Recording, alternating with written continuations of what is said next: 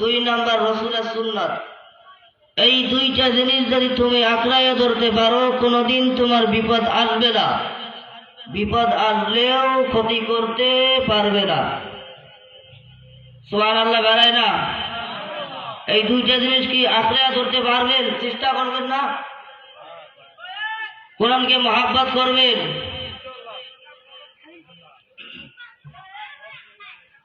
আমি যে আয়াত তেলাওয়াত করলাম, وَأَمَّا مَنْ خَافَ مَقَامَ رَبِّهِ وَنَهَى النَّفْسَ عَنِ الْهَوَى فَإِنَّ الْجَنَّةَ هِيَ الْمَأْوَى। আল্লাহর আদালতে এসব দোয়ার ভয়ে যারা দুনিয়াতে নিজেদেরকে গুনাহ থেকে বাঁচাতে পারবে, আমি আল্লাহ ওয়াদা করলাম তাদেরকে বিনা হিসাবে জান্নাত দান করব। সুবহানাল্লাহ। নবীজি বলেন, ইয়াকুম ওয়াল হাসাদা ফাইন্নাল হাসাদা ইয়াকুলুল হাসানাতি কামা তাকুলুন নারুল হাতাব। তোমরা হিংসা হইতে দূরে থাকো, কেননা হিংসা নেকিকে ধ্বংস করিয়া যায়। আমরা যদি ন্যাক কাজ করি, হিংসাও করি, আমার ন্যাক কি জমা হবে না ধ্বংস হয়ে যাবে? হ্যাঁ, তাহলে হিংসা করা যাবে? আল্লাহ রাসূল সাল্লাল্লাহু আলাইহি ওয়াসাল্লাম একদিন মসজিদের মধ্যে তার সাহাবীকে বলতেছেন, ইতিম কারা? তার সাহাবী বললেন, যার আব্বা নাই তা ইতিম। নবী বললেন না। আবার বললেন, ইতিম কারা? আবার সাহাবী বললেন, যার মা নাই তা ইতিম। নবী বললেন, আখিরাতের ময়দানে কে ইতিম? তখন নবী সাহাবী বলেন, আল্লাহু ওয়ার রাসূল, আল্লাহ এবং আল্লাহ রাসূল ভালো জানেন। আল্লাহ রাসূল সাল্লাল্লাহু আলাইহি ওয়াসাল্লাম বলেন, এক বান্দার ফয়সালা হবে জান্নাতে নিয়ে যাও। জান্নাতের ফেরেশতারা জান্নাতের দিকে যখন নিয়ে যাবে, হঠাৎ করে দেখ আল্লাহ পাকের বান্দার সামনে ব্যারিকেড দিয়ে দাঁড়াইবে, দাঁড়াও ফেরেশতারাও। ফেরেশতারা বলবে, কেন? আমরা দুনিয়াতে টাকা পাই, এখন টাকা দিয়ে যাইতে হবে, না হইলে জান্নাতে যাইতে দেওয়া হবে না। ফেরেশতারা রবকে ডাক দিবে, রব তোমার বান্দার যাইতো টাকা পাই, এখন টাকা দিয়ে যাইতে হবে, না হইলে জান্নাতে যাইতে দেয় না। আল্লাহ বলবে, আমার আদালতে ধরে আসো। আল্লাহর আদালতে যখন নিয়ে যাওয়া হবে, আল্লাহ বলবে, দুনিয়াতে তো টাকার কারবার ছিল, এখানেতে কোনো টাকার কারবার নাই।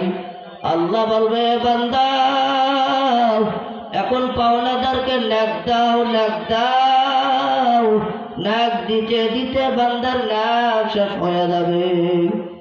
এখন পাওনাদারের গুনাহ ঢুকাও, গুনাহ ঢুকাইতে ঢুকাইতে ঢুকাইতে এখন আর দেরি নাই, জাহান্নামের হানকাম লাগাইয়া জাহান্নামে নিয়ে যাও। হাদিস শরীফে আছে, কিয়ামতের দিন এক বান্দার ফয়সালা হবে জাহান্নামে নিয়ে যাও। জাহান্নামের ফেরেশতারা যখন জাহান্নামের হানকাম লাগাইয়া, জাহান্নামের হানকাম লাগাইয়া টেনে গেছে যখন জাহান্নামের দিকে নিয়ে যাবে, বান্দা কিন্তু বারবার পিছন দিকে ফিরবে। আল্লাহ বলবে, দাঁড়াও ফেরেশতারা, আমার এই বান্দা জাহান্নামে পথে নিয়ে যাওয়ার পথে এদিকে বারবার পিছন দিকে ফিরে গেল। ফেরেশতারা বলবে, আল্লাহ আমরা জানি না, আল্লাহ তুমি ভালো জানো। আল্লাহ বলবে, দাঁড়াও ফেরেশতারা, আমার এই বান্দা যেটুকু আমার রহমতের দিকে তাকাইছে, আমার দয়ার দিকে তাকাইছে, এই বান্দাকে জাহান্নামে দিতে মনে চায় না। দেখো এই বান্দার সাথে কোরআনওয়ালাদের সাথে কোনো সম্পর্ক আছে নাকি? ফেরেশতারা আমলনামে তদন্ত শুরু করবে, তালাশ করা শুরু করবে, দেখবে কোরআনের সাথে কোনো সম্পর্ক নাই। ফেরেশতারা বলবে, আল্লাহ তোমার বান্দার কোরআনওয়ালাদের সাথে কোনো সম্পর্ক, কোরআনের সাথে কোনো সম্পর্ক নাই। আল্লাহ বলবে, দেখো ফেরেশতারা আর একটাবার আমার এই বান্দার সাথে কোরআনওয়ালাদের সাথে কোনো সম্পর্ক আছে নাকি? ফেরেশতারা আমলনামে তালাশ করা শুরু করবে, দেখবে কোরআনওয়ালাদের সাথেও কোনো সম্পর্ক নাই। আল্লাহ বলবে, এ ফেরেশতারা, আমি এই বান্দা যেহেতু আমার রহমতের দিকে তাকাইছে, আমার দয়ার দিকে তাকাইছে, আমি আল্লাহর মনে চাই নাই বান্দাকে জাহান্নামে দেব।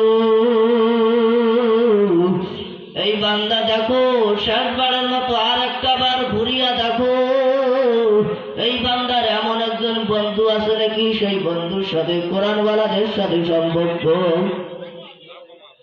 ফেরেশতারা এমন নানা তদন্ত শুরু করবে, তালাশ করা শুরু করবে, তালাশ করতে করতে করতে করে দেখবে এই বান্দার এমন একজন বন্ধু আছে সেই বন্ধুর সাথে কোরআনওয়ালাদের সাথে সম্পর্ক।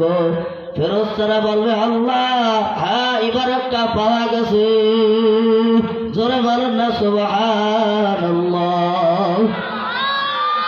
আরো জোরে বলেন সুবহানাল্লাহ।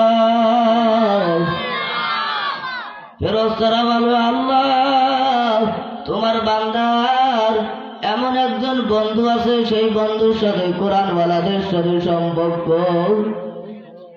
ফেরেশতা আল্লাহ বলবে, এ ফেরেশতারা আমার বান্দাকে তাড়াতাড়ি জাহান্নামের হানকাফ হাতে পায়ে থাকি খুলাইয়া দাও।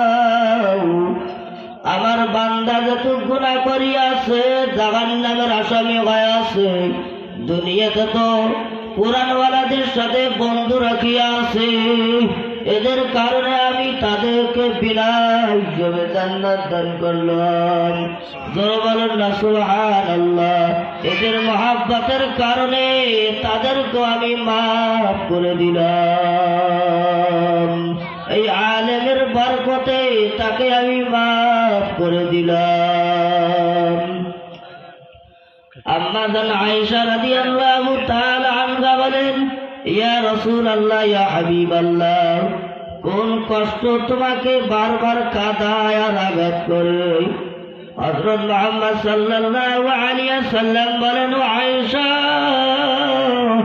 তায়েফের ময়দান যখন আমার কষ্টের কথা মনে পড়ে আমি তখন ওই কান্না ধরে রাখতে পারি না।